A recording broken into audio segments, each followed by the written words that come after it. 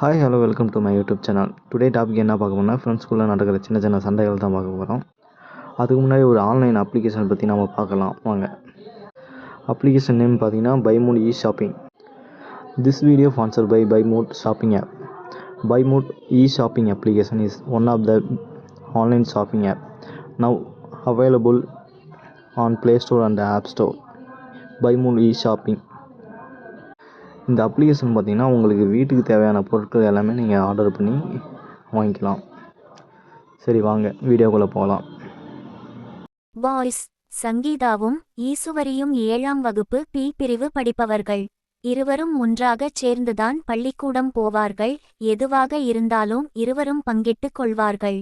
எப்போதும் பிரியாதவர்கள். இப்போது சிறுசண்டை வந்துவிட்டது. காரணம் சங்கீதா பாய்ஸ் பிளாக் வசந்திடம் மிட்டாய் வாங்கியது தான்.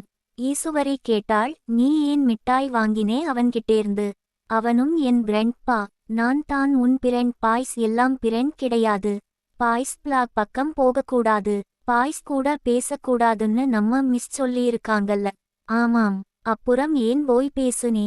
ஈசு தான் பாய்ஸ் பிளாக் பக்கம் போகலே. அவன் வீட்டிலேர்ந்து வரும்போது பார்த்து மிட்டாய் கொடுத்து பிரெண்ட்னு சொன்னான். மிட்டாய் கொடுத்தா பிரெண்டா? அப்படித்தான் அவன் சொன்னான். முடியாது, நான் மிஸ் கிட்டே சொல்லி உன்னை மாட்டிவிட போறேன். சங்கீதா கெஞ்சினாள். வேண்டாம் ஈசுவரி, மிஸ் அடிச்சா வலிக்கும்பா. அப்போ உங்க சித்திக்கிட்டே சொல்றேன். ஐயையோ என்று உடல் நடுங்கி அழுதாள். ஈசுவரி பதறிப் போய்விட்டாள்.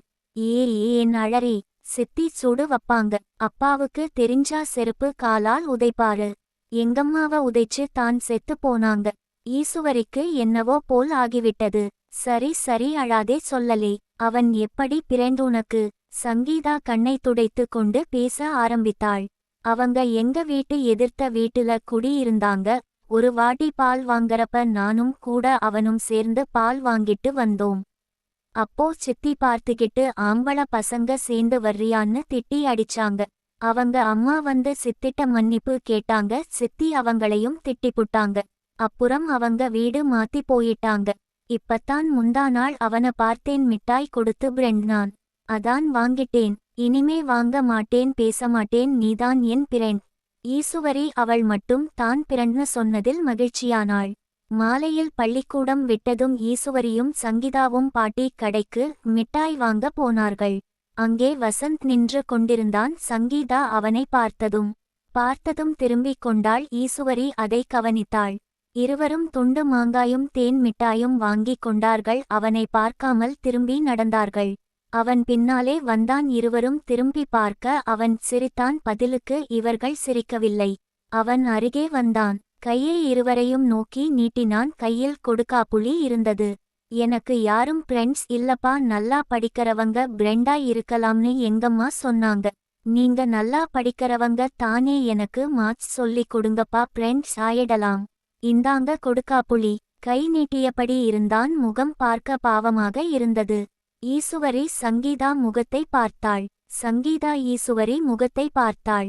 ஈசுவரி சிரித்தபடி கொடுக்காப்புளியை வாங்கிக் கொண்டு, நீயும் வாங்கிக்கோ என்றாள். சங்கீதாவும் மகிழ்ச்சியுடன் வாங்கிக் கொண்டாள். நாம் ஃப்ரெண்ட்ஸ் ஆயிட்டோம் என்றாள்.